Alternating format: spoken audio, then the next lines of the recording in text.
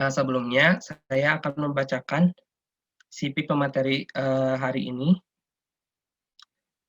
Pematerinya yaitu Bapak Ferry Arianto Sepiansyah, tempat tanggal lahir Karawang 16 November 1994, jenis kelamin laki-laki, agama Islam, alamat Lemah Abang Karawang, nomor telepon 0812 2235 0399. Riwayat pendidikan formal, SDN Darawolong 1, SMP Negeri 2 Lemah Abang, SMA Negeri 1 Kelari, Pendidikan Ekonomi FKIP Unpas, Pendidikan Ekonomi Sekolah Pasca Sarjana UPI, dan pengalaman organisasi Himaksi FKIP Unpas, BEM FKIP Unpas, Hima Diksi, Hima PESI, dan Hima AMS. Langsung saja yang saya hormati kepada Bapak Ferry Arianto Sopiansa SPD MPD, saya persilahkan. Ya, terima kasih ya kepada moderator yang sudah membuka kegiatan ini. Terkhusus terima kasih kepada seluruh jajaran pengurus himpunan Himaksi FKIP Unpas yang sudah memberikan kesempatan kepada saya untuk menjadi pengisi acara lah ya, jangan pemateri. Kalau pemateri terkesan terlalu berat buat saya, karena materi saya pun nggak terlalu banyak, jadi pembicara lah gitu lah ya. Kemudian terima kasih juga kepada seluruh peserta hadirin sekarang yang datang, yang sudah menyempatkan waktu di hari liburnya untuk berkumpul bersama kita semua. Bismillahirrahmanirrahim. Rabbi usuhari sodri wa yasirri amri wahlul 'uqdatam min lisani yafqahu qawli.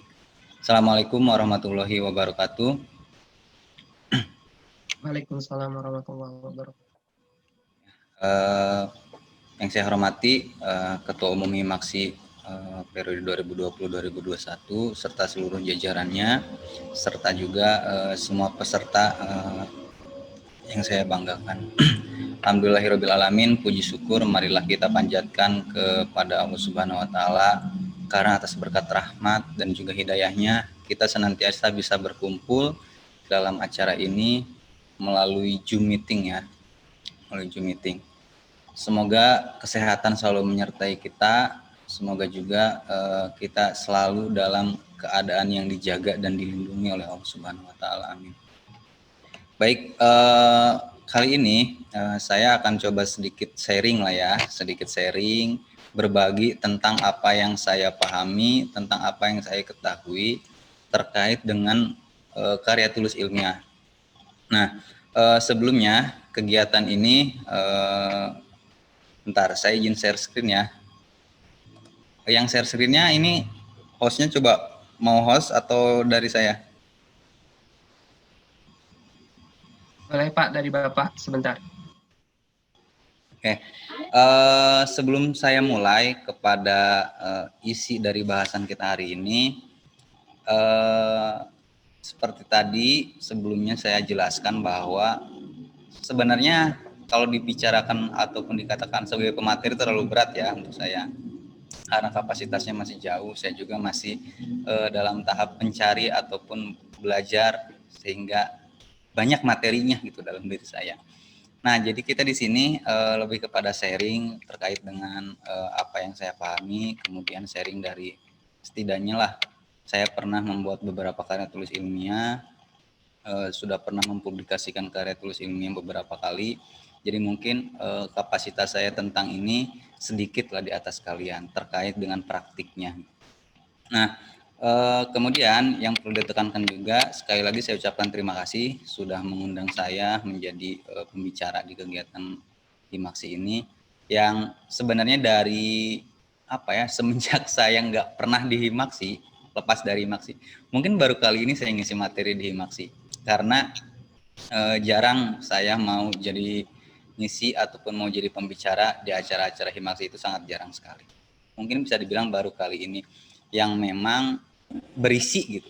Ini kan benar-benar materi yang sebenarnya isinya itu bisa dibilang berat lah gitu, tentang karya tulis ilmiah. Apalagi ketika kita menghubungkan budaya literasi dengan karya tulis ilmiah. Gitu. Karena kalau di kegiatan-kegiatan Himaksi sebelum-sebelumnya, biasanya saya datang hanya sebatas ya main-main, canda-canda, kemudian sekalipun ada yang sharing tentang Himaksi ya paling biasa-biasa aja gitu. Pengalaman di Himaksi gimana, membagi waktu Himaksi dengan kuliah itu gimana, paling gitu-gitu aja gitu. Oke, masuk sekarang ya ke pembahasan kita tentang budaya literasi ini. Di sini pada kesempatan hari ini saya ingin coba mengajak saudara-saudara semua untuk membudayakan literasi ya. Kita akan coba budayakan literasi melalui karya tulis ilmiah. Nah, jadi di sini kenapa saya ingin sekali saudara-saudara semua membudayakan literasi, karena sekarang dilihat dari segi manapun pada faktanya ya, berdasarkan data, misalkan data dari PISA, dari FIRS, budaya literasi di kita di Indonesia secara umum itu tergolong rendah saat ini. Jadi karena itu saya coba mengajak seluruh ya kawan-kawan semua lah ya, saudara-saudara semua untuk membudayakan literasi. Karena pada dasarnya literasi itu penting dalam aktivitas kita sehari-hari. Apalagi aktivitas kita sebagai mahasiswa. Kita harus benar-benar paham pokok dari literasi itu apa. Nah, pada kesempatan kali ini kita akan coba untuk mencari tahu ataupun untuk mengobservasi. Jadi apa sebenarnya literasi itu? Kemudian apa karya tulis ilmiah itu? Dan nanti kita akan coba untuk membuat hubungan antara literasi dan juga karya tulis ilmiah. Apa sih kaitannya? Kenapa misalkan ketika kita membahas sebuah literasi, kenapa harus dihubungkan dengan karya tulis ilmiah? Nah, saya harap di sini saudara-saudara semua dapat memahami ataupun dapat menemukan jawaban dari pertanyaan-pertanyaan itu. Nah, literasi sekarang merupakan sebuah kajian yang benar-benar dipandang sangat serius, ya, dipandang sangat serius. Oleh karena itu, kita pun ya, sebagai mahasiswa, saudara-saudara sebagai mahasiswa, sebagai orang-orang terpelajar, kita harus bisa menyesuaikan dengan keadaan literasi saat ini. Nah, di dalam era dulu, ya, di dalam era dulu, literasi itu hanya mencakup membaca, menulis, dan berhitung selesai. Semua dianggap memiliki literasi. Ketika kita bisa baca, ketika kita bisa menulis, dan ketika kita bisa berhitung. Nah, itu budaya dulu atau budaya-budaya bisa dikatakan literasi bagi orang-orang yang sudah berumur lah. Bagi mereka sudah bisa membaca dan menulis kemudian berhitung, itu sudah dianggap mereka berliterasi, memiliki literasi. Nah, khususnya bagi kita anak-anak muda, bagi kita pemuda-pemuda, kita harus bisa sadar dan harus tahu terkait dengan membaca, menulis, dan berhitung. Misalkan dalam membaca, apa coba yang suka kita baca saat ini? Mungkin kita bisa sedikit berpikir ya dari apa yang suka kita lakukan, aktivitas-aktivitas yang sering kita jalankan. Apa sih yang suka kita baca? Kemudian berapa banyak buku yang kita baca? Pernah nggak kita membaca sebuah buku? Pernah nggak kita membaca satu buku sampai habis? Gitu ya. Jadi itu adalah pertanyaan mendasar terkait dengan membaca. Secara simpel, bahasa ya membaca itu ya hanya sekedar kita bisa baca gitu. Melek aksara itu membaca gitu. Tapi terkait dengan membaca ada konten yang harus kita pahami dari isi bacaan kita. Karena itu saya melibatkan di sini adalah buku. Ya. Kenapa? Karena di dalam buku terdapat berbagai konten, terdapat berbagai ulasan yang bisa saudara pahami dan penting bagi kehidupan saudara masing-masing. Nah, jadi di sini biasakan sedikit-sedikit kita harus mulai ataupun harus mencoba membaca, belajar dari sebuah buku gitu ya. Karena gini, sama sebenarnya seperti saudara-saudara semua saat ini. Dulu ya, pertama kali saya membaca buku full satu buku itu ketika saya menjadi ketua umum Himaksi. Itu pertama kali saya baca buku. Saya punya buku pertama itu dikasih oleh Kang Hemawan, angkatan 2010 yang juga mantan ketua umum. Ketika dulu saya pertama kali jadi ketum, dia bilang ke saya katanya nggak bisa ngasih apa-apa ke kamu, tapi saya cuma bisa ngasih satu buku ini ke kamu, dan mungkin satu buku ini nanti yang akan membuat kamu jauh lebih baik, jauh lebih unggul daripada saya. Saya ingat banget itu kata-kata yang beliau sampaikan ke saya. Bukunya itu buku logis, pengantar logis lah gitu, pengantar logika. Bukunya warna merah, karya siapa saya lupa. Nah, dari sana saya sebenarnya nggak suka baca-baca banget juga ya. Cuman karena itu pemberian ataupun amanah, tadinya saya takut gitu. Takut kalau misalkan suatu saat ditanya isi buku itu, apalagi ketika waktu itu posisinya sebagai di himpunan lah gitu ya, posisinya di himpunan, tahu sendiri bagaimana keadaannya. Jadi saya mencoba mau nggak mau membaca, dan saya cari tahu gimana sih untuk membaca yang menarik itu, cara membaca yang asik itu. Nah, nanti kita akan bahas ini di akhir, bagaimana sebenarnya cara membaca yang menarik. Nah, cuman di sana awalnya sebenarnya hanya tuntutan, tapi saya tahu titik-titik yang membuat kita penasaran terkait dengan isi dari buku tersebut. Karena ketika kita mengetahui satu fakta di dalam sebuah buku atau satu ilmu, satu pengetahuan dalam sebuah buku, kita ingin mencari tahu korelasi antara pengetahuan yang baru kita ketahui dengan pengetahuan-pengetahuan yang belum kita ketahui. Sebenarnya di sana sesi menarik dari membaca itu. Nah, kemudian setelah membaca itu ada menulis. Nah, dalam menulis itu kita juga harus sadar ya, dan harus mempertanyakan ke diri kita sendiri. Apa yang suka kita tulis? Apalagi di era sekarang, di era semua serba gadget. Sudah jarang sekali semua orang menulis.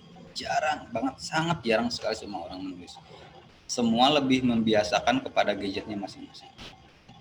Apa yang salah? Nggak ada yang salah sebenarnya. Hanya pandangannya yang berubah, pola pikirnya yang berubah. Kalau dulu, orang-orang dulu memandang sebuah tulisan itu adalah hal yang benar-benar penting. Memandang sebuah hal yang benar-benar bersifat privasi bagi dia masing-masing.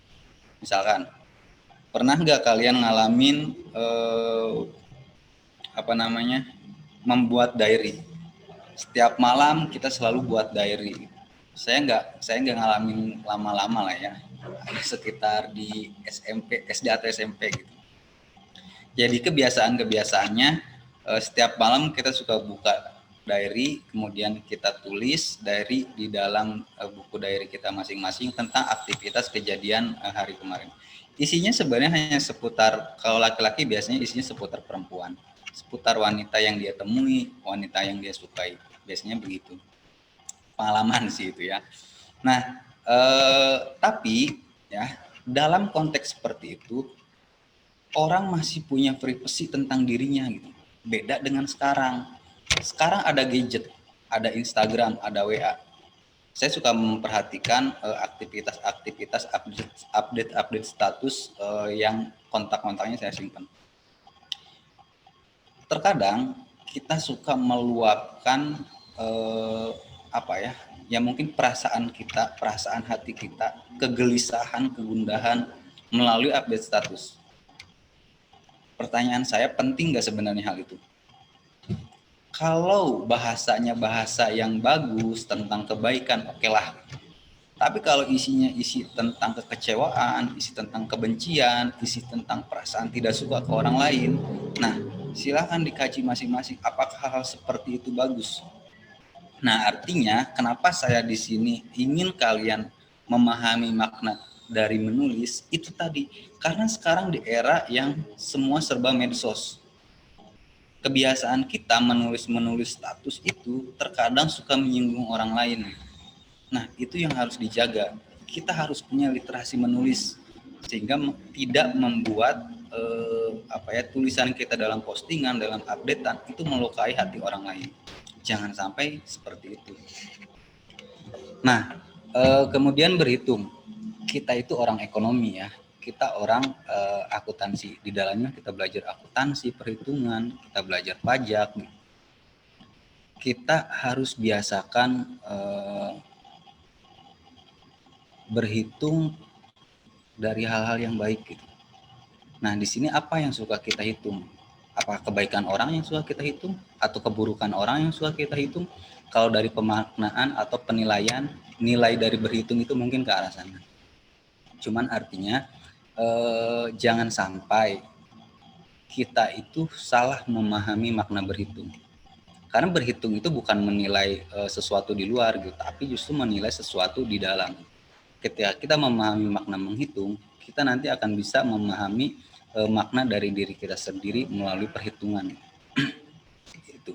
Nah, itu dia ketiga literasi yang dianggap cukup ketika di tahun-tahun sebelum abad 21. Orang bisa baca, bisa menulis, dan bisa berhitung, dikatakan cukup. Udah. Nah, tapi yang namanya dunia, yang namanya perkembangan zaman, ya, apalagi perkembangan teknologi, perkembangan budaya, ilmu pengetahuan yang nantinya akan berpengaruh kepada banyak hal. Nah, maka di sana muncul ada literasi-literasi baru di era revolusi industri 4.0 atau literasi di abad pembelajaran 21, di abad 21. Yang pertama itu ada literasi data, kemudian literasi teknologi, dan juga ada literasi manusia atau human. Nah, dalam literasi data, di sana adalah terkait dengan kemampuan untuk membaca, menganalisis, dan menggunakan informasi atau big data, khususnya di dalam dunia digital. Nah, secara mendasar, ya, kita harus punya literasi data, kita harus punya literasi informasi lah, saya katakan biar lebih mudah. Kenapa? Karena sekarang itu sedang banyak sekali beredar berita-berita yang katakanlah berita yang bisa dibilang kebenarannya itu belum mutlak. Kebenarannya itu hanya bersifat bagi sebagian orang. Kemudian kalau kita tidak memiliki literasi data dan informasi ini, nanti kita akan menjadi bagian orang yang terkena dampak dari hoax itu sendiri. Ya, misalkan kejadian kemarin, kejadian ketika ada sebuah perkumpulan mahasiswa lah, perkumpulan mahasiswa, banyak mahasiswa yang memberikan tuntutan ini itu. Tapi karena beberapa dari mahasiswa tidak memiliki literasi data dan informasi, akhirnya justru mereka yang terjerumuskan. Padahal seharusnya setiap informasi yang kita dapat, setiap data yang kita peroleh, kita harus benar-benar mengkaji terlebih dahulu. Kita harus bisa membaca data tersebut, membaca informasi tersebut, harus bisa menganalisis isinya. Benar tidak isi dari informasi itu adalah isi yang melibatkan aspirasi seluruh orang, misalkan. Kira-kira begitu. Nah, kemudian kita harus bisa juga menguasai literasi teknologi, memahami cara kerja mesin, kemudian aplikasi teknologi, misalkan coding, artificial design, tapi dalam porsinya gitu. Misalkan saudara sekarang menjadi mahasiswa pendidikan ekonomi, perlu tidak rasanya coding? Misalkan nggak usah, karena bukan dari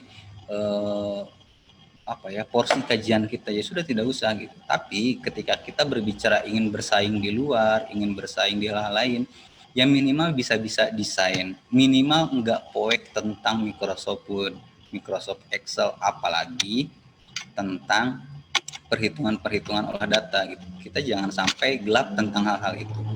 Karena kita adalah orang ekonomi, kita juga harus punya literasi ekonomi dan literasi keuangan. Nah, kemudian mana atau literasi manusia atau human. Nah, kita harus memiliki beberapa kemampuan yang akan membuat kita kuat ya sebagai seorang manusia, atau yang akan membuat kita bisa memahami makna manusia. Yang pertama itu ada leadership, kepemimpinan. Di era sekarang, kepemimpinan itu adalah hal yang terpenting. Masing-masing dari kita harus memiliki jiwa kepemimpinan. Kita harus bisa belajar tentang kepemimpinan, karena itu bisa menjadi penunjang kita untuk bersaing di dunia modern sekarang. Kalau kita tidak punya sifat atau jiwa kepemimpinan, nantinya kita hanya akan menginduk, hanya akan membudak kepada orang lain. Jangan sampai seperti itu. Kemudian entrepreneurship atau jiwa kewirausahaan. Nah, di sini juga kita harus memiliki jiwa kewirausahaan, jiwa entrepreneurship. Daya juang, ya, harus punya daya saing, kira-kira seperti itu. Nah, kemudian teamwork. Kita juga harus memiliki nilai atau sikap kerjasama yang baik. Jadi harus bisa diajak atau dibawa kerja tim. Nah, rata-rata kita itu mudah kalau misalkan mengerjakan hal yang hanya kita saja. Ketika kita mengerjakan atau dikasih tugas individu, itu kan pertaruhannya hanya antara kita dan kemalasan gitu. Hanya antara kita dan kemalasan. Tapi kalau misalkan kalian kerja tim, kerja kelompok, itu kan bukan lagi tentang kalian dan kemalasan, tapi tentang kalian, tentang kemalasan, tentang orang lain, tentang aktivitas orang lain, juga tentang kepribadian orang lain. Nanti di sana akan berhubungan. Nah, di sini kita harus benar-benar paham bagaimana cara untuk kerja secara tim. Kemudian penguatan budaya. Nah, masing-masing dari kita harus bisa menguatkan budaya kita sendiri.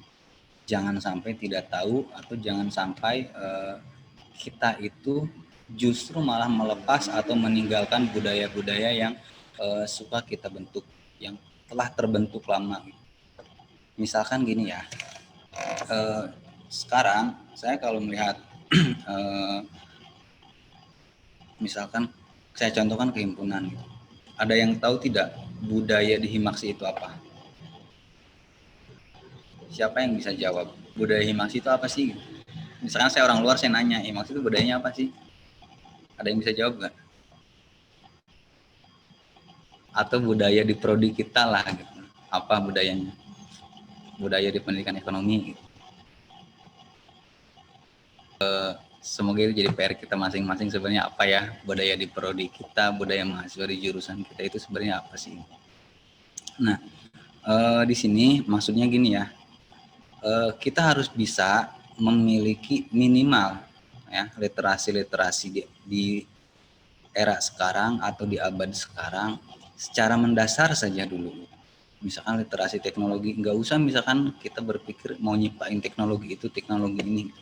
Secara minimal kita harus bisa menguasai atau harus bisa mengaplikasikan, menerapkan teknologi yang sudah ada. Minimal itu saja. Kita harus bisa ikut berkembang di dalamnya. Sekarang zaman pembelajaran daring, kuasai model-model pembelajaran atau media-media pembelajaran berbasis daring. Zoom, misalkan Google Classroom, kemudian Edmodo dan yang lain-lainnya, silakan dikuasai. E-learning kayak dikuasai hal seperti itu. Nah, jangan dulu mikir kita mau membuat media pembelajaran kalau kita nggak bisa memahami media pembelajaran yang sudah ada, gitu. Tata cara penggunaannya, isinya dan yang lain-lainnya.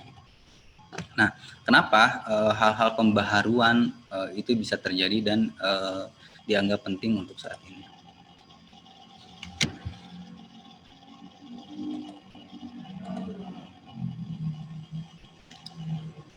Nah, di sini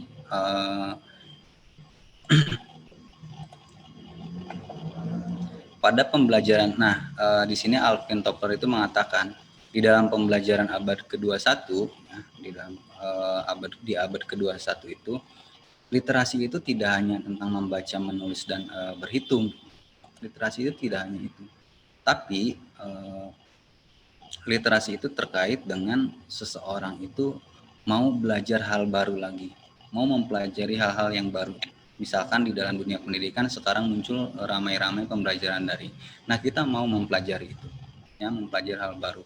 Kemudian kita mau membuang materi atau pembelajaran-pembelajaran yang tidak relevan misalkan dengan keadaan di saat ini. Itu juga kita harus bisa memiliki kemampuan itu. Jadi apa yang tidak relevan, apa yang tidak baik, dan apa yang tidak sesuai dengan keadaan sekarang, kita harus bisa membuang atau menghilangkan hal-hal seperti itu. Kemudian kita juga harus bisa mereview kembali ya apa yang sudah kita pelajari. Karena kadang seperti yang kayak saya katakan ketika belajar. Misalkan kalau mempelajari hitungan ya, materi-materi hitungan. Untuk memahami, untuk bisa berhitung satu materi tersebut itu tidak susah sebenarnya, gampang. Tapi ketika kita diisi atau diberi materi lain, gitu, nah materi sebelumnya itu kita kadang suka lupa gitu. Itu yang sering sekali menjadi permasalahan gitu ya. Bahkan saya pun kadang suka seperti itu. Misalkan kita belajar jurnal, oke bisa gitu. Kemudian minggu depan kita belajar tentang laporan keuangan. Nah, laporan keuangannya bisa tapi jurnalnya jadi lupa gitu. Nah, itu yang sering sekali terjadi. Nah, makanya kita pun harus berani dan harus mau mengulas pembelajaran-pembelajaran sebelumnya dari mulai jurnal, kemudian buku besar. Kita harus berani mengulas pembelajaran-pembelajaran.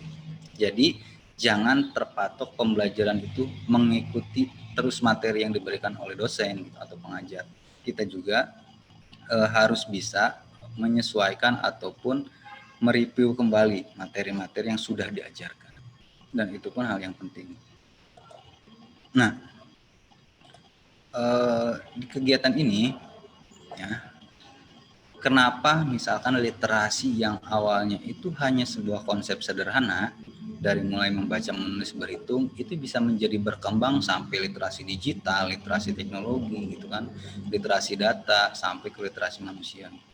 Nah, kenapa?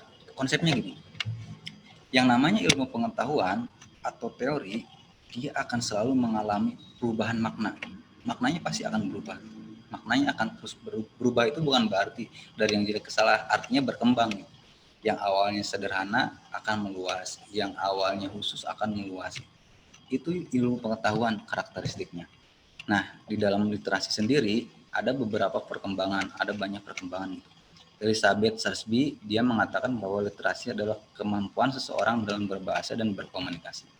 Jadi ketika kita sudah bisa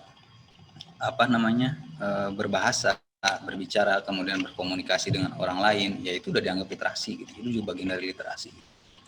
Nah, kemudian menurut Alberta, ketika seseorang membaca dan menulis, maka ia juga mengasah keterampilan berpikir kritis terhadap masalah yang ada. Di sisi lain, Cordon mengatakan bahwa sebagai sarana untuk menjelajahi dan mencari ilmu pengetahuan literasi. Kemudian Godi dan Karen, dia berkata bahwa literasi memiliki 7 prinsip tersebut melalui interpretasi, kolaborasi, konvensi, pengetahuan, kultural, pemecahan masalah, refleksi diri, dan penggunaan bahasa. Kemudian ada Education Development Center.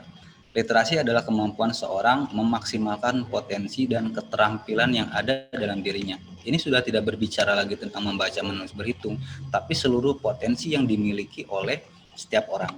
Nah, ini contoh perkembangan dari literasi itu sendiri, yang awalnya sederhana dari membaca, menulis, dan berhitung, sehingga meluas kepada potensi seluruh potensi yang dimiliki oleh setiap individu.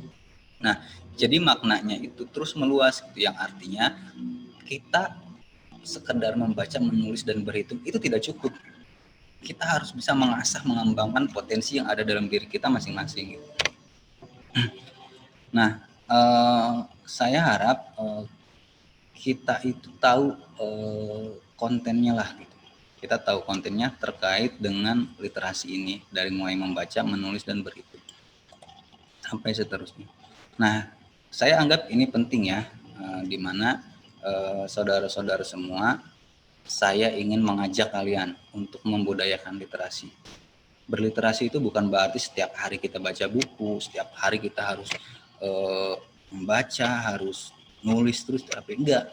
Kita maknai isinya, kita pahami isi terkait apa yang kita baca, apa yang kita tulis, dan apa yang kita hidup. Nah, ini menjadi sebuah kunci penting, khususnya ketika kalian menjadi mahasiswa, ya, sampai nanti bisa mencapai gelar sarjana. Jangan sampai dibiasakan dari sekarang ketika dikasih tugas kita kopas. Ketika misalkan ujian, bahkan ujian itu masih ada yang ujian di e-learning, ngisi langsung di e-learning, tapi jawabannya itu jawaban dari dari hasil searching dari internet gitu. Cek saya mah minimal lah arek searchingnya diedit heula lah, atau diketik soal ini hanya tinggal copy paste dan tempel, itu kan benar-benar kelihatan gitu. Nah, secara itu pun tidak punya literasi copy paste sebenarnya. Jadi mahasiswa juga harus punya literasi copy paste gitu. Jadi jangan terlalu menikitu-kitu ting gitu kasarnya. Kenapa sampai segitunya gitu. Nah, nanti PR tuh ketum ajarin literasi copy paste gitu. Nah, di sini saya ingin mengajak saudara semua untuk membudayakan literasi melalui membaca, berhitung, kemudian menulis. Nah, membaca itu adalah alat yang paling dasar untuk meraih hidup yang baik. Ketika kita punya tujuan hidup yang baik, punya cita-cita yang baik, maka mulailah dari kita membaca.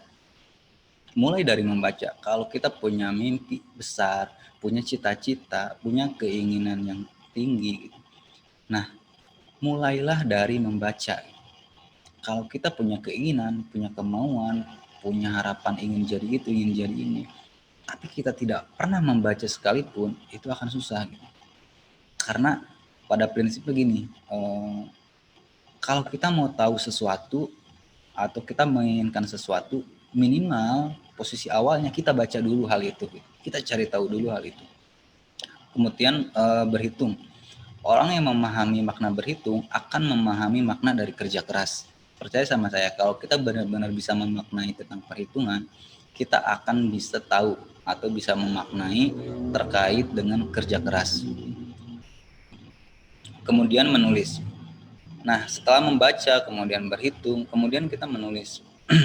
Apa yang kita ucapkan itu bisa didengar, kemudian lupa kan. Sedangkan apa yang kita tulis itu bisa dibaca dan kemudian bisa dibaca lagi. Nah, jadi misalkan ketika kita kuliah, ketika kita diberi penjelasan materi, ketika kita misalkan diskusi ngobrol. Kalau kita di sana ngobrol biasa gitu kan, kemudian mendengarkan ceramah dari dosen, kemudian mendengarkan paparan materi dari pengajar, kita dengarkan, kemudian suatu saat mungkin bisa saja lupa gitu kalau tidak ditulis. Tapi ketika kita tulis, penjelasan materi, kita itu bisa baca gitu. Ketika nanti lupa bisa kita baca. Ya, jadi ketika ditulis materi atau konsep pembelajarannya, kita bisa baca dan bisa baca lagi. Gitu.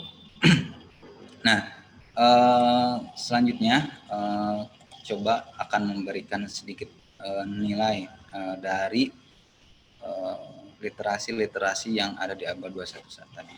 Nah, di sini kita itu harus memiliki attitude dan komunikatif ya, terkait dengan literasi data ataupun literasi informasi. Makna sebenarnya, makna kemanusiaannya, kita itu harus memiliki attitude dan komunikatif ya.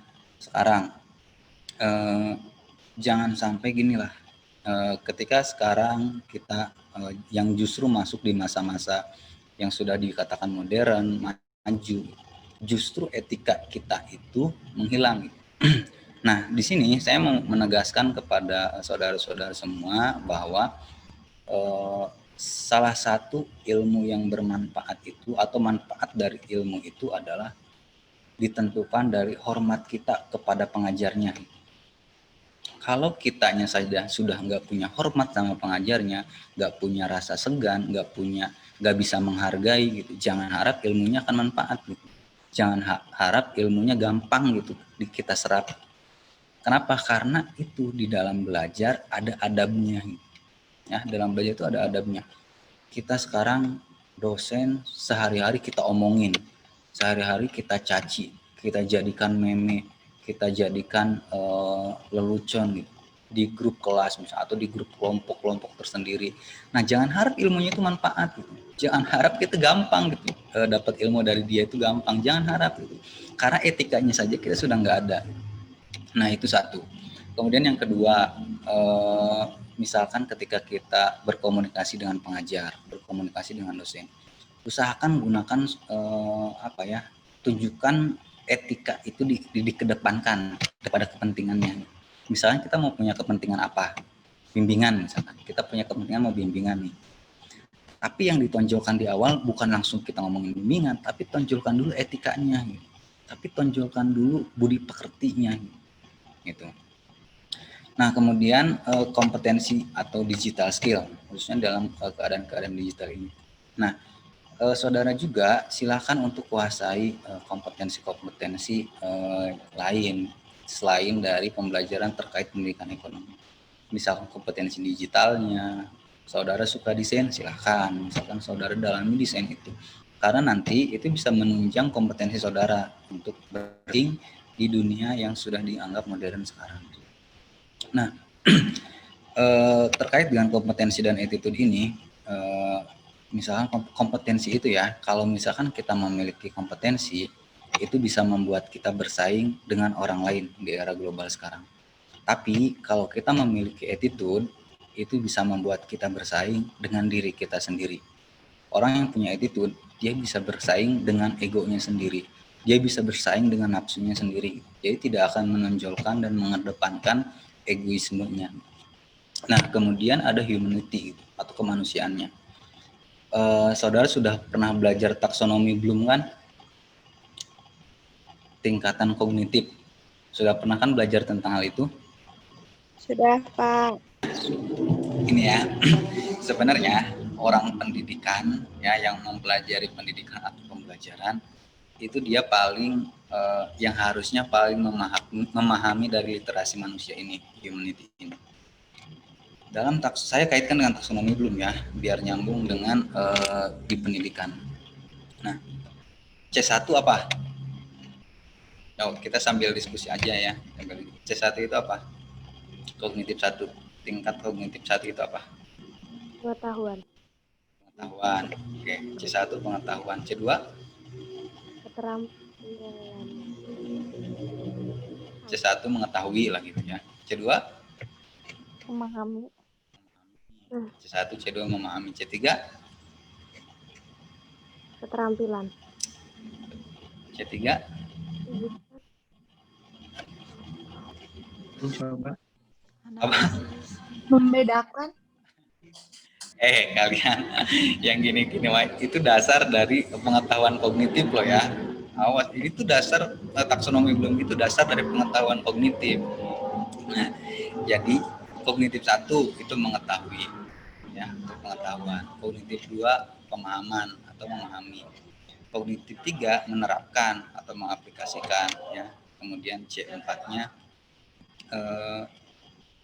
menganalisis ya, C4. Kemudian C5-nya mengevaluasi. Kemudian C6-nya itu berkreasi atau mengkreasikan diri. Oke, kenapa saya kaitkan literasi humanity itu dengan taksonomi Bloom? Karena gini, taksonomi Bloom itu balik lagi ya, ada dasar dari pengetahuan ataupun tingkatan pengetahuan kita sebagai manusia, tingkatan pengetahuan kita sebagai individu. Jika seseorang memahami C1, jika seseorang menguasai C1 dan C2, ya, artinya jika seseorang itu bisa mengetahui dan bisa memahami, maka orang tersebut pasti akan mengerti segala hal, mengerti setiap orang. Itu pasti. Kemudian lanjut lagi, naik tingkat lagi. Jika seseorang itu bisa menerapkan dan juga bisa mengevaluasi, ya, maka orang tersebut pasti akan punya rasa memaafkan yang tinggi. Sesalah-salahnya orang, kalau dia memiliki pengetahuan terkait dengan menerapkan dan terkait dengan mengevaluasi, pasti dia akan memaafkan.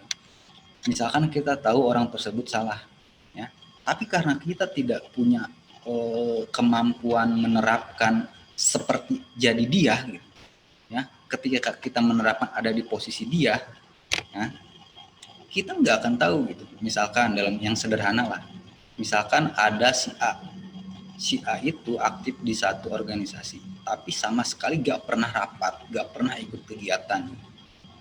Secara kasat mata, kita kesel dong, seenaknya banget nih orang masuk ke pengurusan tapi gak pernah aktif, gak pernah ikut itu, gak pernah ikut ini. Secara kasat mata, itu yang menjadi pandangan.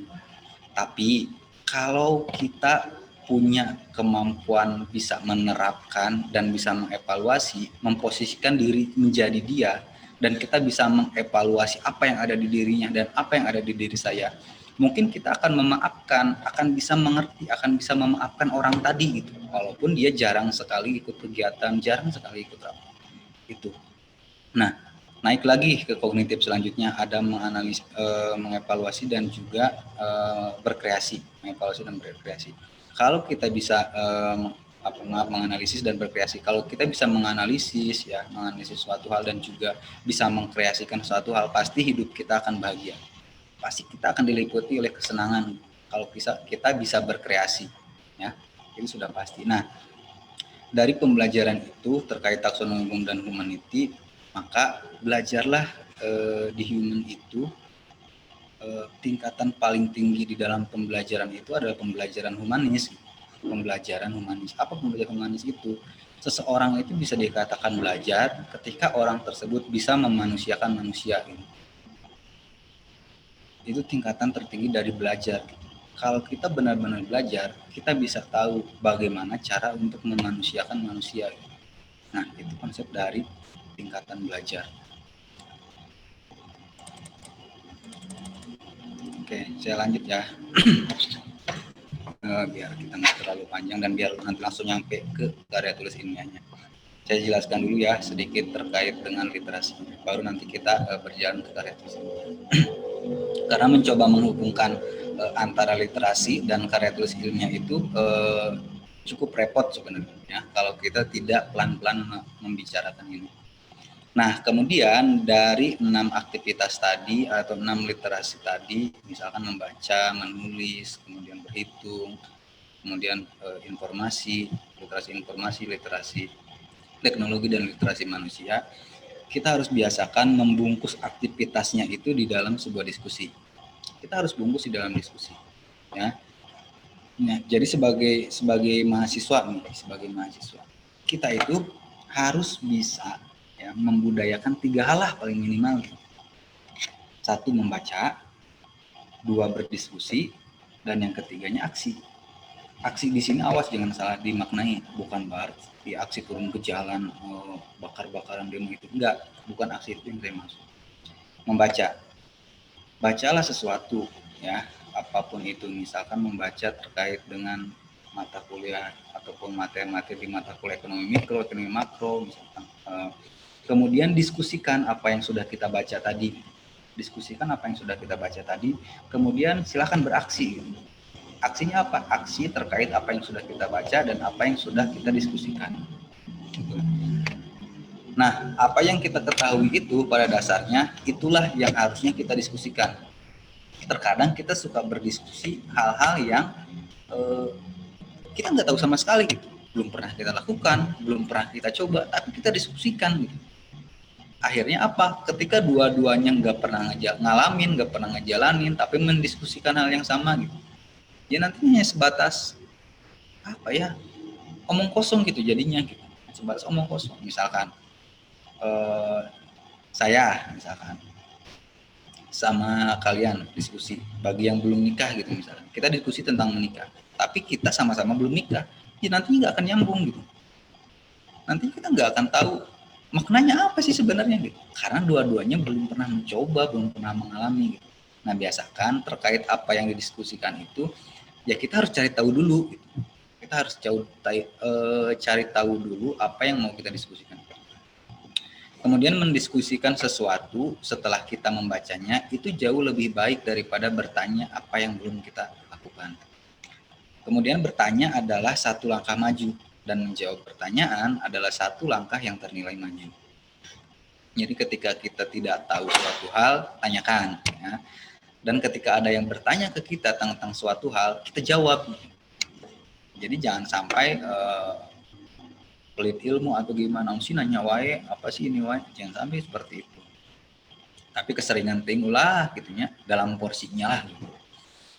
Kemudian dengan diskusi kita itu bisa tahu apa yang harus diperkuat di dalam diri kita. Nah, jadi ketika orang membudayakan sebuah diskusi, kita itu bisa mengetahui gitu ya, bisa tahu yang ada di dalam diri kita, yang kurangnya itu apa, yang lemahnya itu apa, gampang sekali nanti ditemukan dalam diri.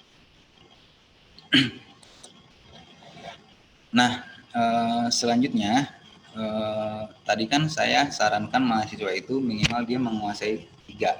Nah, membaca, kemudian diskusi, dan yang terakhir aksi atau menulis. Aksi di sini saya bungkus di dalam menulis. Nah, kenapa perlu seperti itu?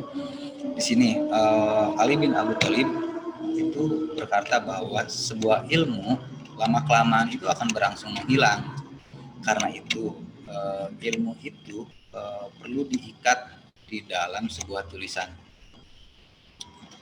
Artinya menulis itu suatu hal yang penting, apalagi menulis sesuatu yang berisi pengetahuan atau yang berisi ilmu, itu sangat penting.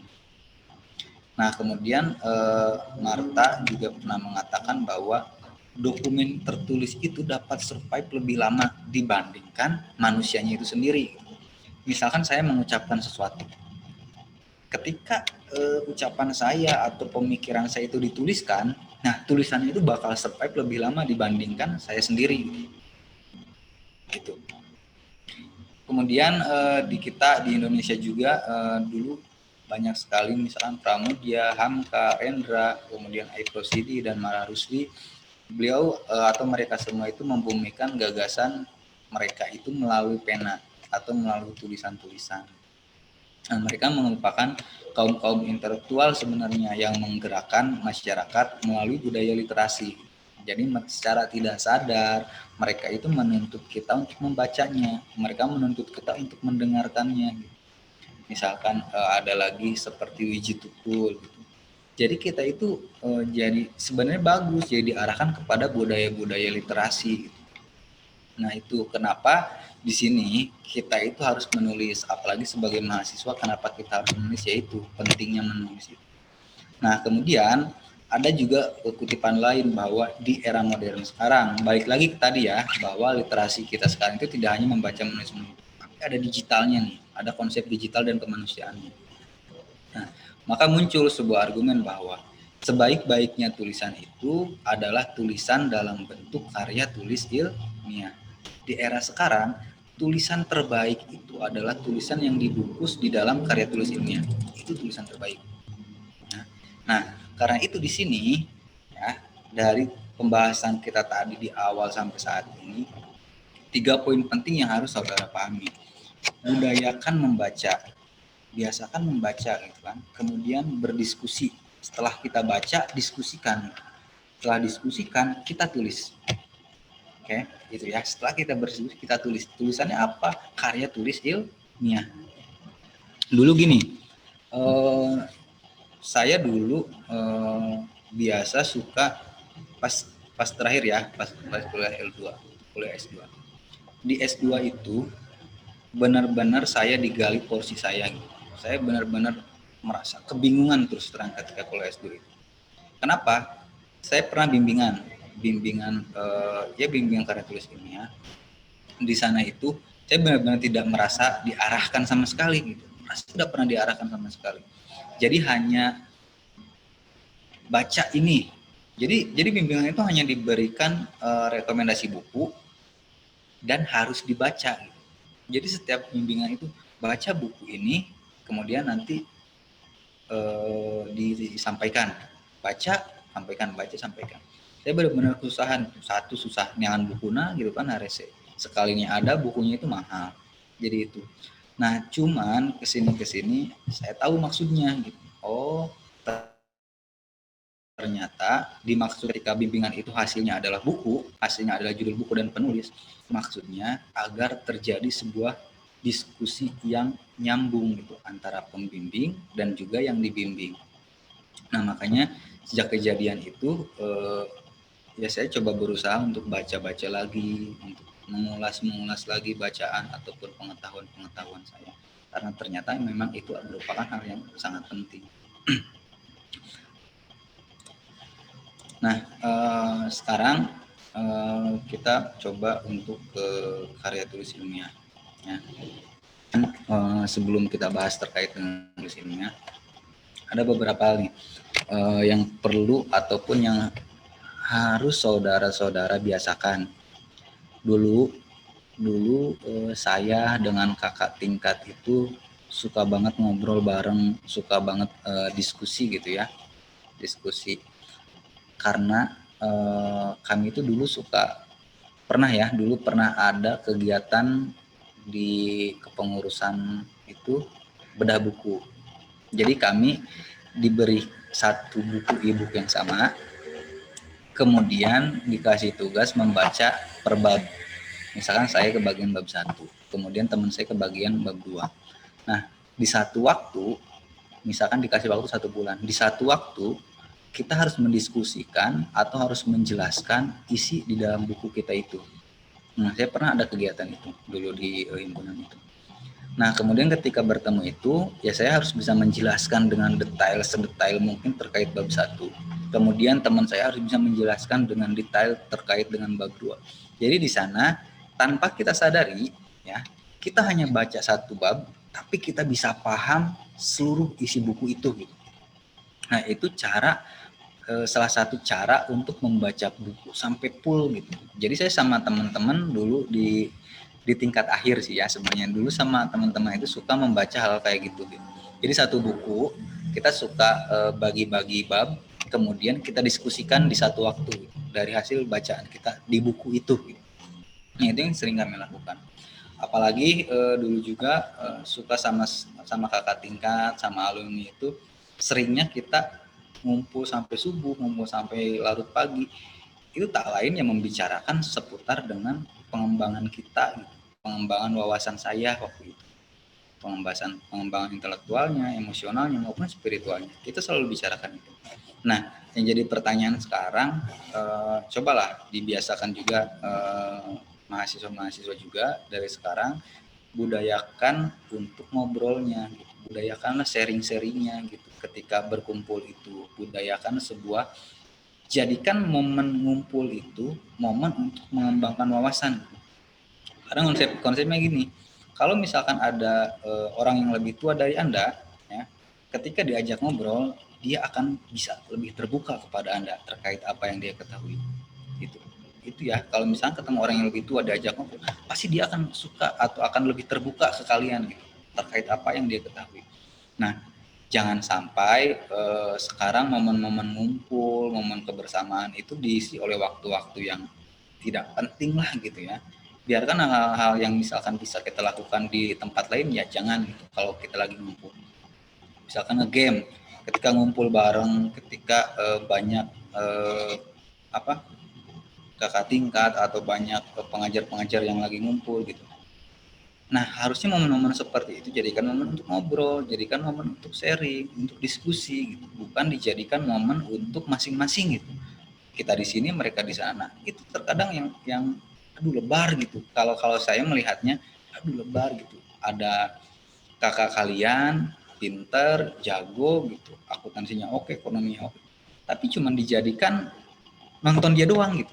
Aduh lebar gitu. Karena dulu kalau saya pribadi, dulu saya mah setiap orang yang ke kampus atau misalkan ada kakak tingkat yang nggak kenal, suka diorek-orek gitu tentang dia. Saya suka cari tahu tentang dia. Jadi banyak ilmu-ilmu yang secara instan seperti itu kita dapat gratis tanpa bayar. Gitu. Jadi kita banyak pengetahuan yang bisa kita dapat dari orang-orang di sekitar kita. Itu. Nah, budaya ilmiah itu konsepnya dari sana. Suka enggak kita membicarakan hal-hal yang terkait dengan pengembangan wawasan? Karena kalau misalkan kita mau membuat tulisan, membuat karya ilmiah, kita harus suka juga untuk ngobrol hal-hal yang berbau-bau akademik, hal-hal yang berbau-bau wawasan. Gitu. Tapi bukan berarti semua hal-hal di luar itu kita tinggalkan. Liar oge lah menurut poe kan ngobrol teh akademik deh, akademik deh kan pusing juga gitu. Maksudnya kita porsikanlah, kita itu orang akuntansi, kita pernah belajar debit kredit, kita pernah belajar keseimbangan gitu kan. Jadi kita seimbangkanlah porsinya, porsi ketika lagi ngumpul bersama ya usahakan porsi ngobrol, diskusi, sharing gitu. Tapi posisi ketika masing-masing, ketika lagi sendiri, ya silahkan itu arek nge-game, arek apa gitu kan, karena memang tidak ada orang yang bisa diajak diskusi gitu. Terserah, itu mau urusan Anda masing-masing gitu. Nah, biasakan pola-pola seperti itu. Nah, kalau kita punya kebiasaan atau membudayakan diskusi, ngobrol, baca gitu, nanti mengarah ke karya tulis ilmiah itu gampang. Nah, sebelum bicara lebih lanjut tentang karya tulis ilmiah, ya, kita coba untuk definisikan terlebih dahulu terkait karya tulis ilmiah itu apa sebenarnya. Nah, karya tulis ilmiah itu adalah laporan tertulis yang memaparkan hasil penelitian atau pengkajian yang telah dilakukan oleh seorang atau sebuah tim dengan memenuhi kaidah dan etika keilmuan yang dikukuhkan dan ditaati oleh masyarakat keilmuan. Jadi karya ilmiah itu bukan sekedar karangan yang bisa kita tulis seenaknya gitu. Isinya harus benar-benar mengedukasi karya ilmiah itu. dan memecahkan sebuah permasalahan. Itu isi dari karya ilmiah. Kemudian berbagai macam tulisan yang dilakukan oleh seseorang atau sekelompok dengan menggunakan tata cara ilmiah. Ilmiah itu juga ada tata caranya, ada tahapannya, ada prosesnya. Proses ilmiah saya rasa semua tahulah, dari mulai menanya yang seperti itu simpel gitu sampai nanti mengolah data, mengeksplorasi, menyimpulkan, itu tahapan-tahapannya. Kemudian karya ilmiah itu juga merupakan tulisan yang membahas ilmu pengetahuan yang disusun secara sistematis dengan menggunakan bahasa yang benar. Nah, jadi karya tulis ilmiah itu juga isinya itu adalah ilmu pengetahuan. Isi dari karya tulis ilmiah isinya itu bukan mitos, bukan dongeng, bukan ya. Isinya harus ilmu yang mengedukasi. Kemudian karangan ilmiah ialah karya tulis yang memaparkan pendapat, gagasan, tanggapan, atau hasil penelitian yang berhubungan dengan kegiatan keilmuan.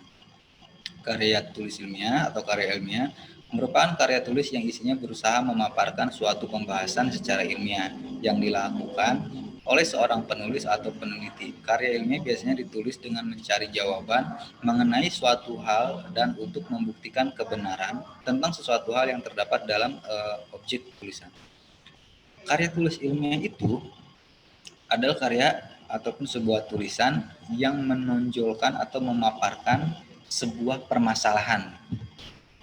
Karya tulis ilmiah itu memaparkan sebuah permasalahan, di mana di dalam tulisan itu kita harus bisa memecahkan masalah tersebut. Pemecahan masalah yang kita lakukan bukan pemecahan masalah dengan cara kita langsung ngomong gitu, tidak.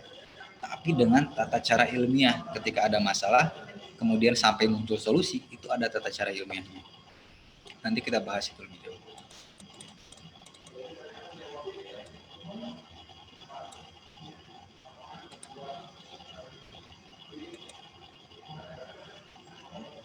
Nah,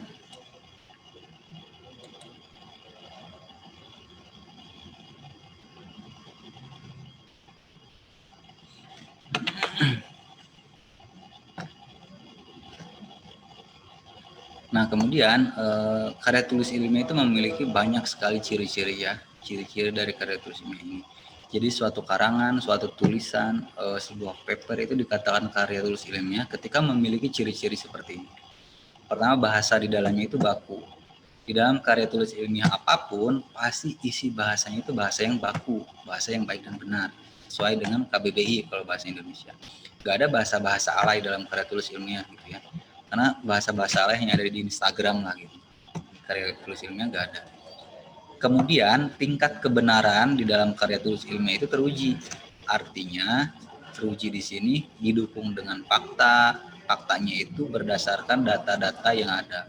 Misalkan hasil belajar, nanti ada data tentang hasil belajar yang menunjukkan hasil belajarnya itu benar sesuai dengan kenyataan. Kemudian karya tulis ilmiah juga itu bersifat tuntas, jadi tidak ada bahasan-bahasan di dalam karya tulis ilmiah itu yang terpotong atau bersambung, ya ada lanjutannya nggak ada. Jadi karya tulis ilmiah itu harus dibahas dengan tuntas. Kemudian objektif, karya tulis ilmiah juga itu harus bersifat objektif, tidak boleh subjektif. Ketika kita mau meneliti misalkan tentang mata kuliah, kita mau meneliti misalkan tentang mata kuliah matematika ekonomi. Dosennya matematika ekonomi Pak Peri rumahnya anggus orang aluskeun hasil penelitiannya. Nah, jangan seperti itu, artinya kita tidak objektif gitu. Jadi kita harus membuang sisi lain itu harus dibuang. Jadi sifatnya itu harus benar-benar objektif. Kemudian sistematis. Karya tulis ilmiah juga harus sistematis, berurutan dan terkonsep. Bukan hanya dari sistematika, tapi dari penulisannya juga, dari kalimatnya, dari paragrafnya. Dalam karya tulis ilmiah, setiap paragraf itu harus nyambung ketika dibaca. Jangan sampai nggak nyambung. Paragraf pertama misalnya ngomongin apa, paragraf yang kedua ngomongin apa, kan jadi bingung gitu nanti membaca.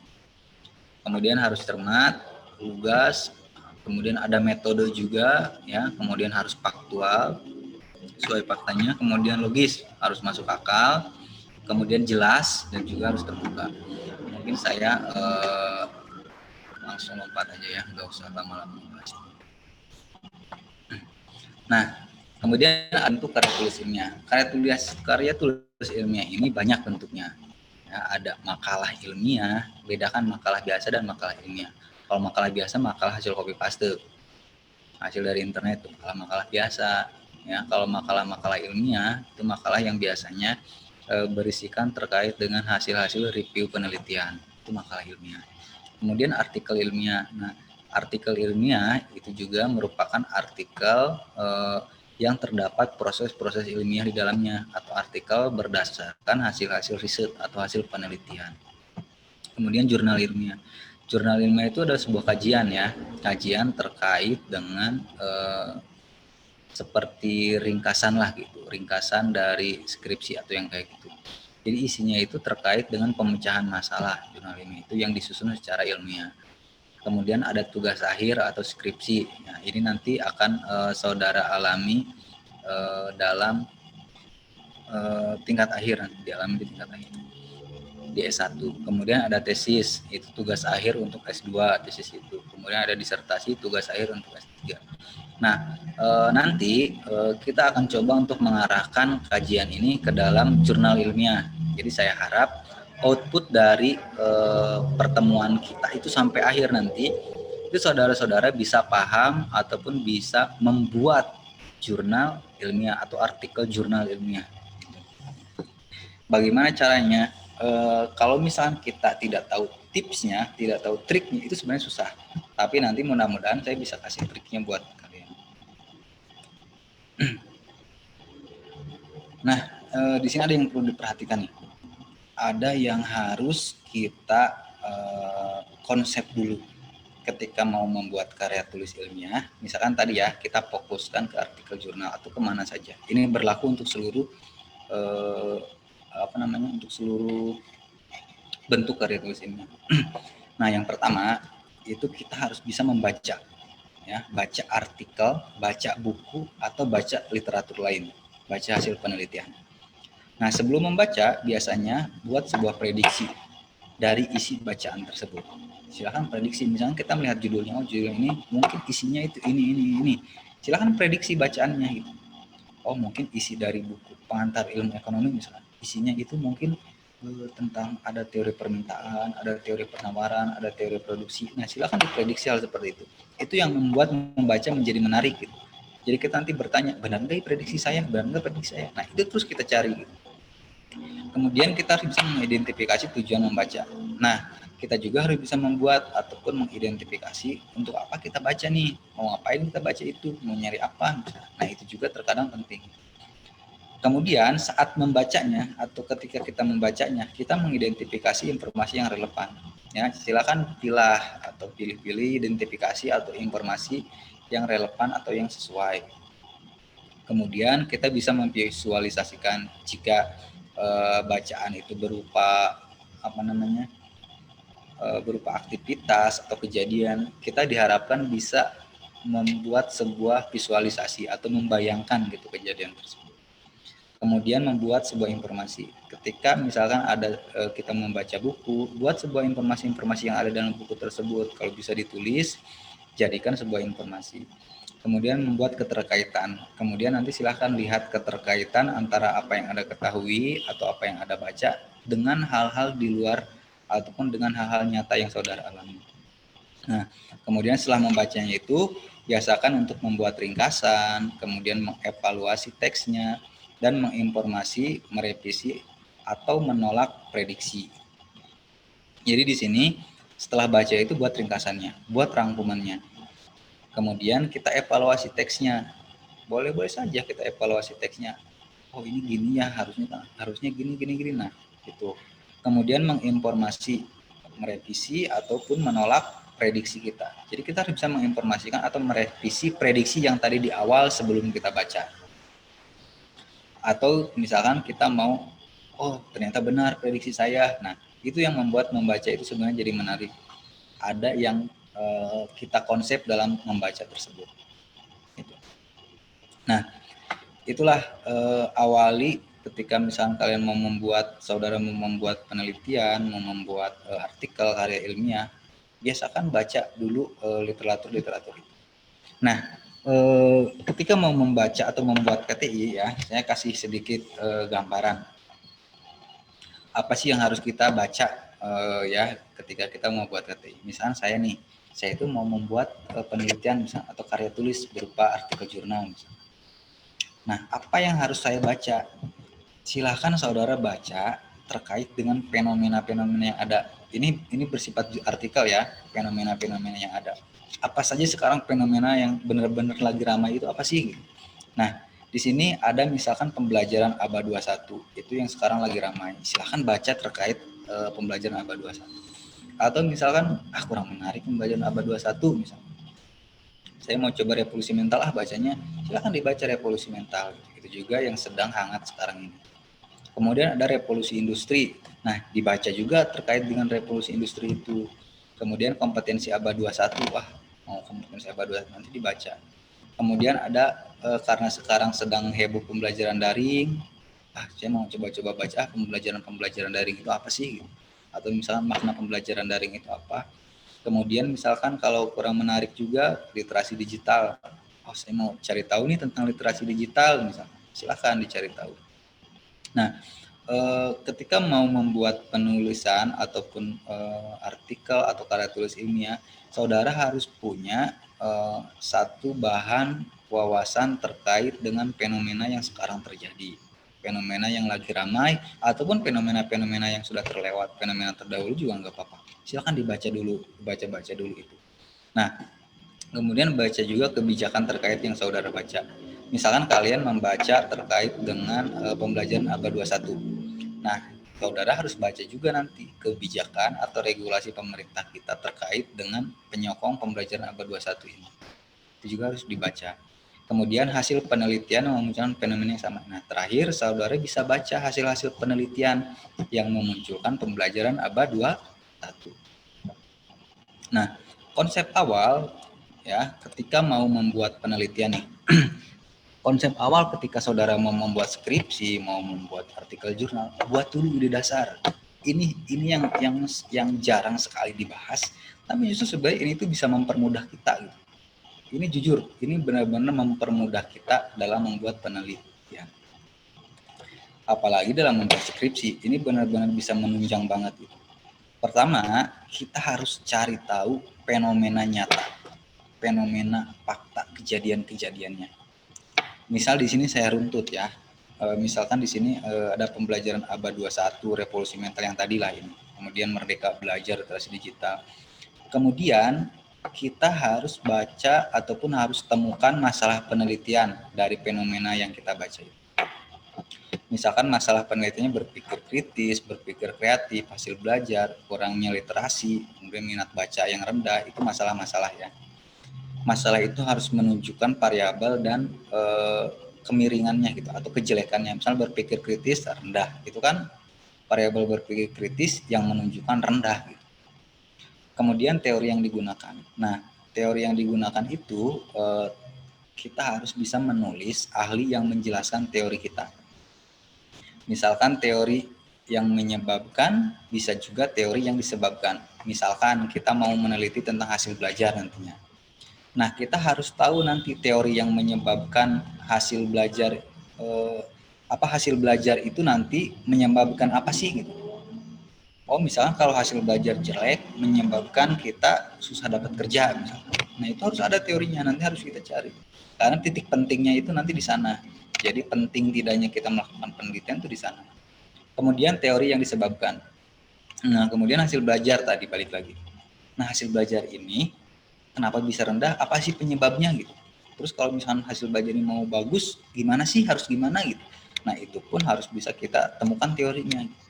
Karena itu nanti akan menghubungkannya.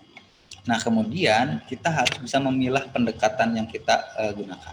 Gini, kalau masalahnya sudah ketemu, kita sudah tahu nih masalahnya. Masalah kita itu adalah hasil belajar.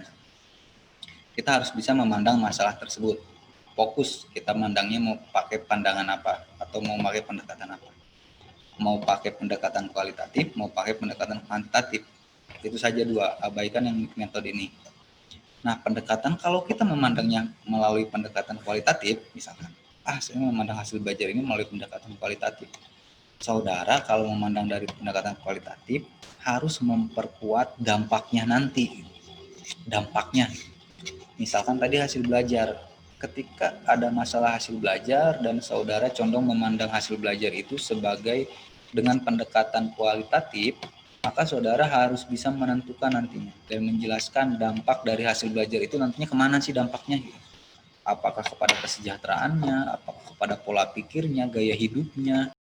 Nah, kalau misalkan saudara menggunakan pendekatan kualitatif, tadi balik lagi. Misalkan masalahnya hasil belajar. Saudara mandang hasil belajar itu dengan pandangan kualitatif. Nah, maka saudara harus bisa mengungkap dampaknya nanti kemana si hasil belajar itu. Tapi, kalau saudara memandangnya dari pandangan kuantitatif, saudara harus tahu penyebabnya apa hasil belajar itu. Misalkan hasil belajarnya itu disebabkan oleh apa? Misalkan oleh guru, misalkan oleh minat siswanya, misalkan oleh keinginan siswanya, ya kan seperti itu ya. Jadi jangan hanya memandang kuali dan kuantitatif itu adalah angka dan tulisan gitu.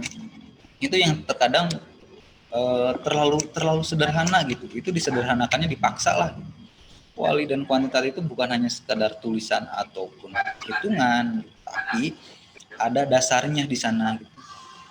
Nah, kemudian variabel penelitian.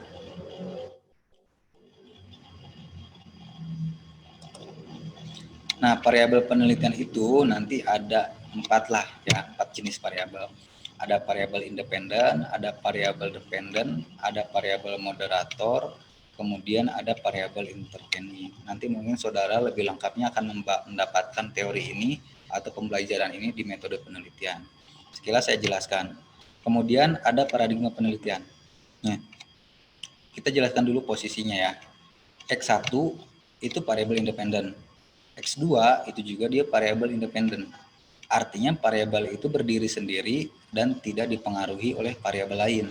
Artinya tidak ada panah yang mengarah ke dia. Itu variabel independen. Sifatnya dia berdiri sendiri, tidak dipengaruhi, tapi justru dia mempengaruhi. Itu variabel independen.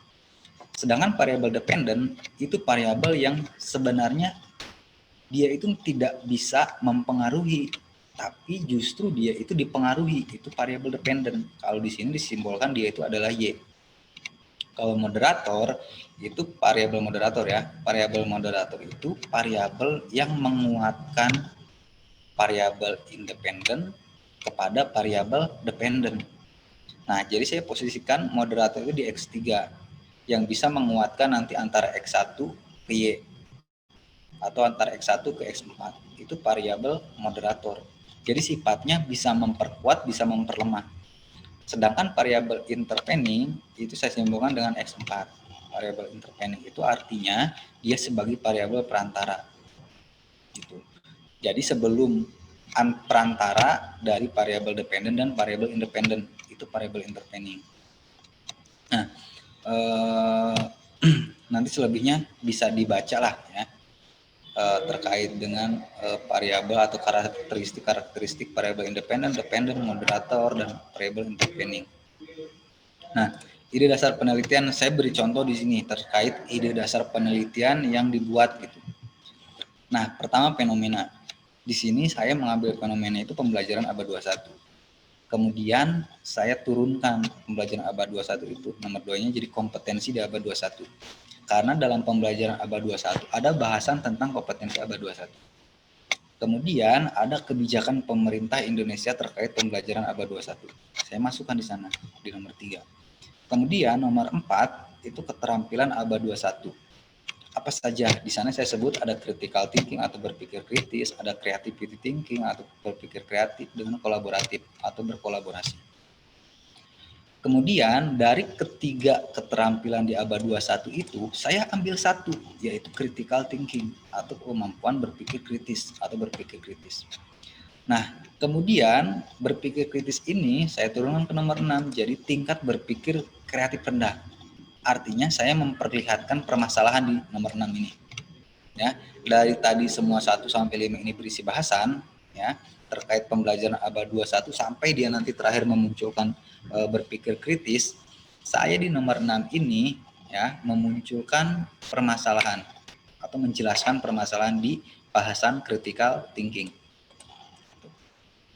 Kemudian nomor 7 ada dampak rendahnya berpikir kritis ininya, maaf.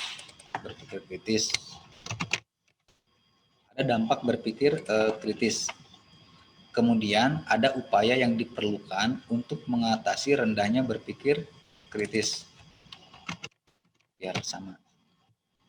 Nah, kemudian ada metode pembelajaran di abad 21. Kemudian ada metode pembelajaran kurikulum 2013. Jadi runtut gitu. Jadi urutannya itu nanti jelas.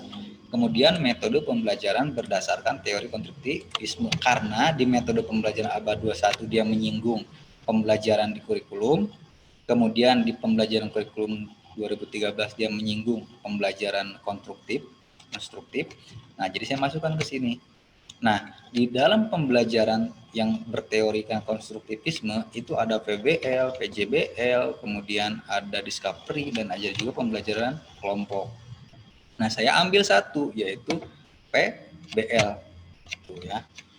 Kemudian saya perlihatkan masalahnya, masalah penelitian. Nah, saya di sini garis merah, ya, ada warnanya itu merah.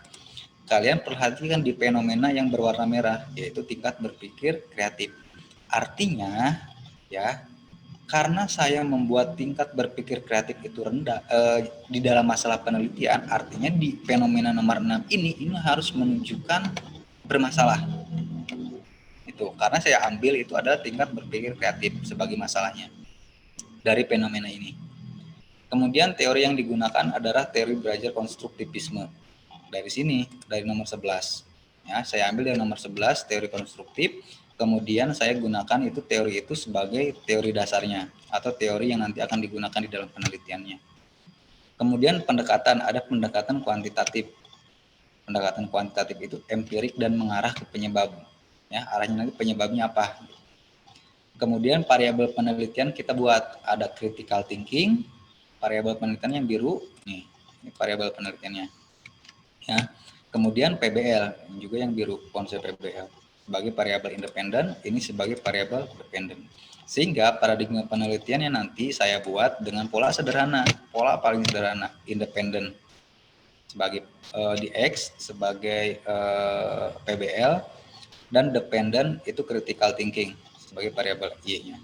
Nah, dari sini kita bisa membuat judul penelitian, yaitu judulnya pengaruh pembelajaran PBL terhadap berpikir kritis. Misalkan bosan pengaruh ganti penerapan, silakan. Itu hanya bahasanya saja. Tapi perhatikan, ini nanti akan mempengaruhi apa yang kita cari. Judul ini nanti. Nah, saudara-saudara yang mau saya sampaikan di sini, membuat ide dasar seperti ini itu memang bukan sebuah kewajiban. Tidak wajib di dalam setiap penelitian itu membuat yang seperti itu enggak wajib. Misalkan dalam skripsi, membuat ide dasar seperti ini itu enggak wajib. Tapi ini itu sebenarnya bisa mempermudah kita. Contoh di fenomena. Saya sengaja buat fenomenanya seperti ini karena nanti fenomena ini bisa kita buat atau bisa kita jadikan latar belakang penelitian. Saya setiap membuat penelitian pasti membuat konsepnya seperti ini. Itu saya secara pribadi ya. Kalau saya mau membuat penelitian, saya konsep dulu secara pribadi kayak gini. Nggak langsung ditulis secara kalimat, tidak. Kita lihat dulu, pas tidak nih. Oh misalkan pembelajaran abad 21, ini 2 paragraf lah misalkan. 2 paragraf tulis. Kira-kira dari pembelajaran abad 21 langsung ke kompetensi di abad 21 nyambung nggak ya? Nah, kita pikir dulu, dari sini bisa kita kaji dulu. Oh, nyambung gitu. Nah, dari kompetensi abad 21 kemudian turun ke kebijakan pemerintah Indonesia terkait pembelajaran abad 21 nyambung nggak ya? Nyambung. Misalkan. Oke. Tinggal kalau misalkan ini kita analisis ya fenomena ini, misalkan udah oke nih. Bagus. Udah oke kayaknya misalnya fenomena. Tinggal kita buat kalimatnya gitu. Tinggal kita buat secara kalimat atau secara paragraf. Misalnya paragraf pertama, ya udah kita fokus cari tahu tentang pembelajaran abad 21. Jadi, ketika nanti saudara membuat latar belakang, itu benar-benar terkonsep isinya gitu. Misalnya pembelajaran abad 21 buat 2 paragraf, kompetensi abad 21 buat 2 paragraf. Kebijakan pemerintah buat 1 paragraf. Keterampilan abad 21 buat 2 paragraf. Nah, nanti saya jamin latar belakang saudara itu enak dibaca gitu, kalau kita buat kayak gini. Jadi buat dulu kayak gini konsepnya, nanti kan harus buat latar belakang tuh, kalau misalnya di penelitian, atau pendahuluan lah kalau misalnya di jurnal. Nah nanti isi pendahuluannya itu tinggal kita lihat dari sini. Oh, paragraf pertama kita pembelajaran abad 21. Paragraf kedua kompetensi di abad 21. Saya jamin pasti latar belakang atau pendahuluannya itu enak dibaca gitu, dan terstruktur gitu. Jadi gampang nyambunginnya gitu. Beda kalau misalkan kita ujug-ujug buat latar belakang, buat aja latar belakang, saya jamin bingung gitu. Saya jamin semua pasti bingung.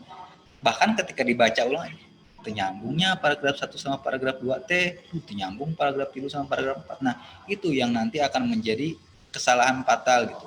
Kalau sudah berbentuk redaksi gitu kan susah nanti ngapusnya. Atau misalkan capek jadi kerja 2 kali. Aduh, udah dibikin, kita ini lagi. Nah, makanya buat dulu konsep seperti ini, konsep yang lebih sederhana dan nggak nguras pikiran kita gitu, nggak nguras tenaga juga buat ngetik. Buat dulu konsep seperti ini, saya jamin pasti latar belakang Anda akan oke lah gitu, gampang bikin latar belakang. Nah, mungkin ini ya paradigma atau misalnya ide dasar seperti ini, ide dasar yang mau saya jadikan sebagai bukan tugas ya, ada ini bukan kuliah, cuman apa ya, kesadaran kalian lah. Silahkan kalau mau dibuat ya terkait apa yang mau dibahas. Karena balik lagi tadi saya ikut kebijakan dari himpunan Himaksi. Di akhir nanti kita akan buat karya ilmiah, kita akan buat karya tulis ilmiah, artikel jurnal. Mungkin saya nanti akan oke lah kalau misalkan ada yang mau nanya sharing atau apa, insya Allah saya menerima gitu. Kita bisa diskusi lah bareng ya. Bukan sifatnya kalian nanya ke saya, tapi kita diskusi bareng. Seperti saya tadi katakan bahwa kalian bisa baca dulu, nanti kita bisa diskusi agar dua arah gitu, enggak searah nantinya.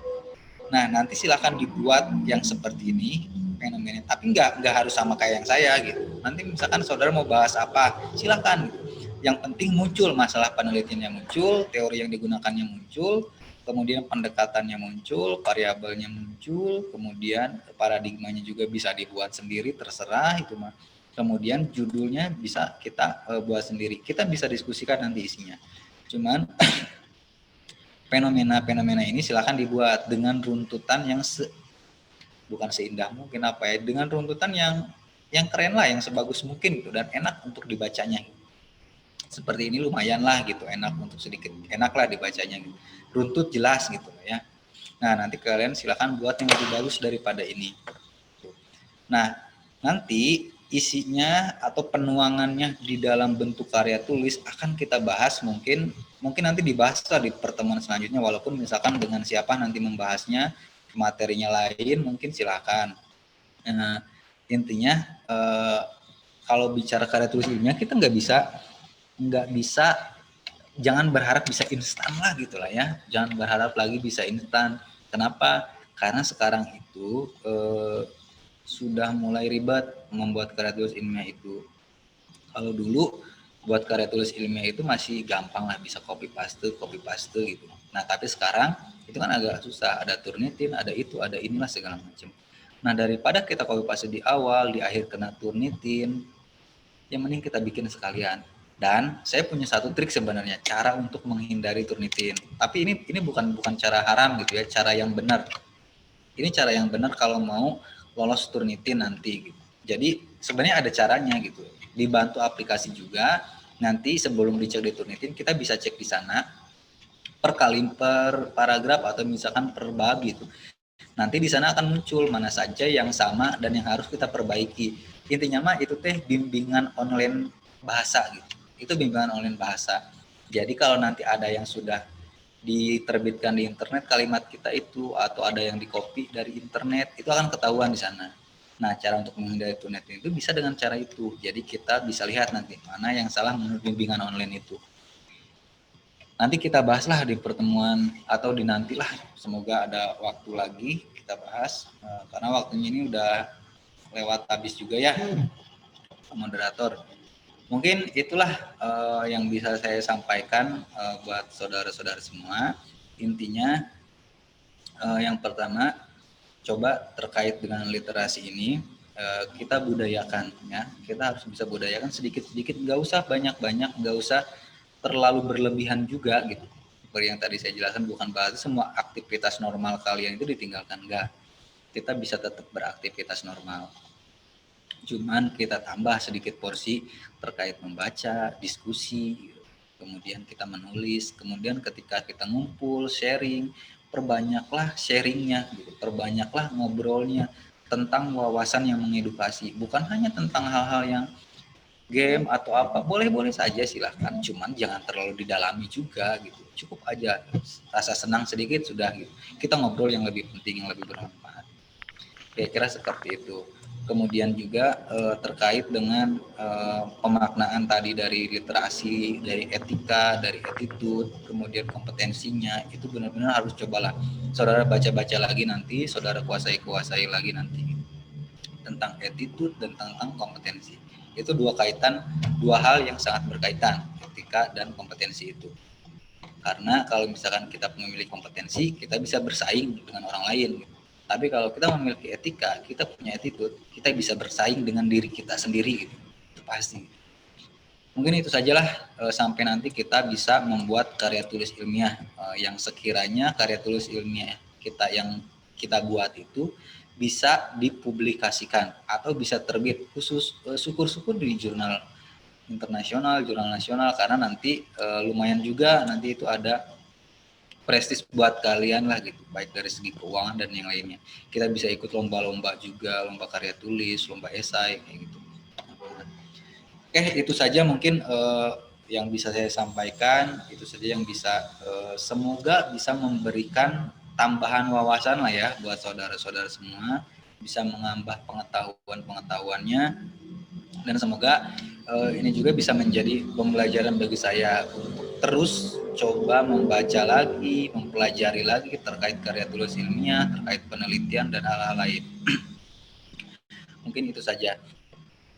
Baik, terima kasih sekali lagi saya ucapkan kepada seluruh pengurus himpunan, ketua umum dan jajarannya. Terima kasih sudah mengundang saya, sudah mengizinkan saya untuk berbicara di sini, kita sharing di sini, berdiskusi di sini.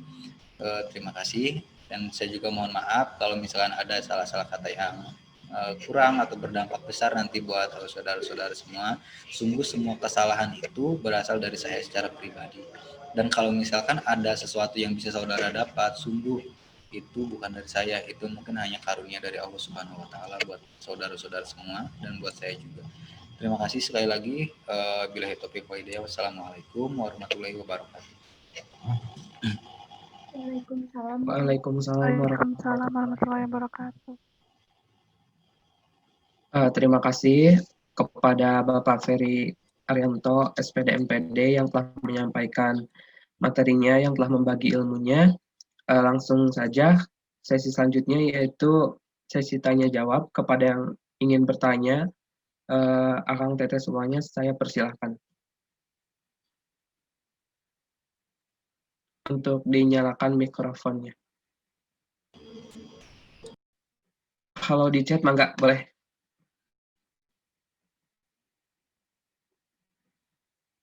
Ada pertanyaan Pak dari Lanang Sani Fauzan. Izin bertanya, kalau saya mengcopy artikel atau karya tulis untuk karya tulis saya, tetapi saya merubah sedikit kalimat-kalimat dari artikel tersebut, apakah itu termasuk plagiat? Silakan Pak. Oke, ada dua yang saya cermati di sini ya. Pertama, kata mengkopinya ya, dan juga pemikirannya. Itu yang pertama harus kita garis bawahi itu. Dua hal itu. Mengkopinya dan juga pemikiran. Kan yang kita copy itu pemikiran orang itu kan, kita copy. Nah, sebenarnya gini, kalau misalkan tidak terlalu banyak, ya misalnya kita hanya mengcopy satu kalimat dengan 10 kata lah gitu. Kita copy ke kita ganti bahasanya dari 10 kata itu, kita ganti di atas 50%-nya lah, berarti 6 kata saja kita ganti. Itu sudah lolos sebenarnya, sudah tidak dikatakan plagiat. Nah, jadi perhitungan seperti itunya harus jelas juga ya, untuk Lanang nanti. Perhitungannya harus jelas juga. Misalnya kita kalau copy satu paragraf, sekitar ada 10 kalimat lah di paragraf itu. Kita cuman edit satu kata atau dua kata, ya itu pasti akan tetap terdetek plagiat gitu.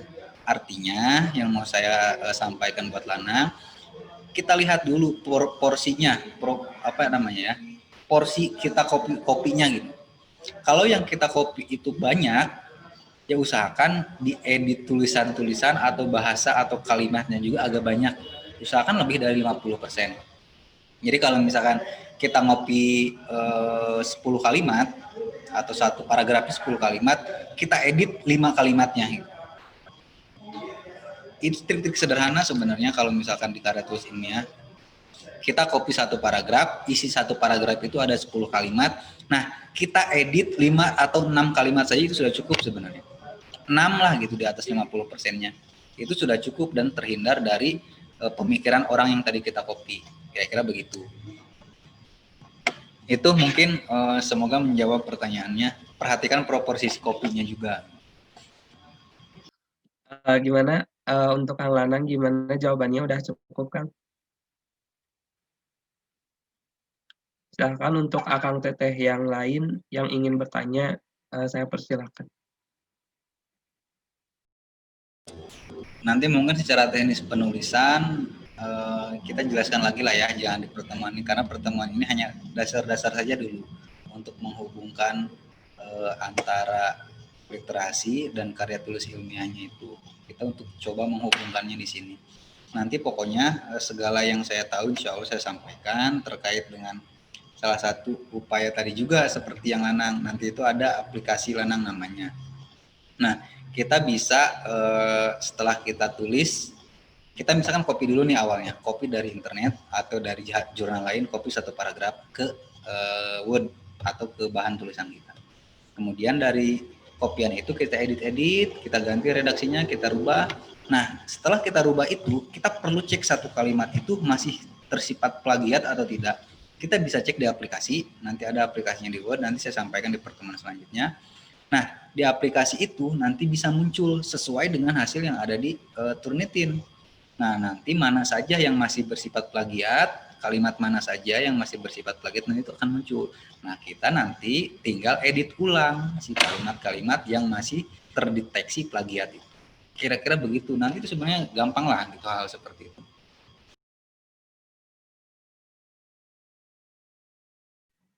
Iya Pak, terima kasih. Ada yang ingin ditanyakan lagi? Baik, mungkin tidak ada pertanyaan lagi. Langsung saja saya akan membacakan kesimpulan pada hari ini.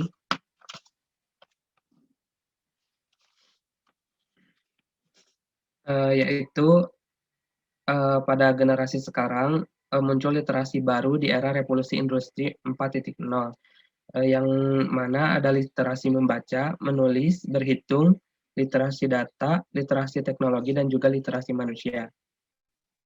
Yaitu dengan dibarengi dengan attitude dan komunikatif yang baik, kompetisi dan digital skill, dan juga humanity. Karya tulis ilmiah adalah tulisan yang membahas ilmu pengetahuan yang disusun secara sistematis dengan menggunakan bahasa yang benar. Ciri-ciri karya tulis ilmiah diantaranya bahasanya baku, kebenaran teruji, tuntas, objektif, sistematif, cermat, lugas, faktual, logis, jelas, dan juga terbukti.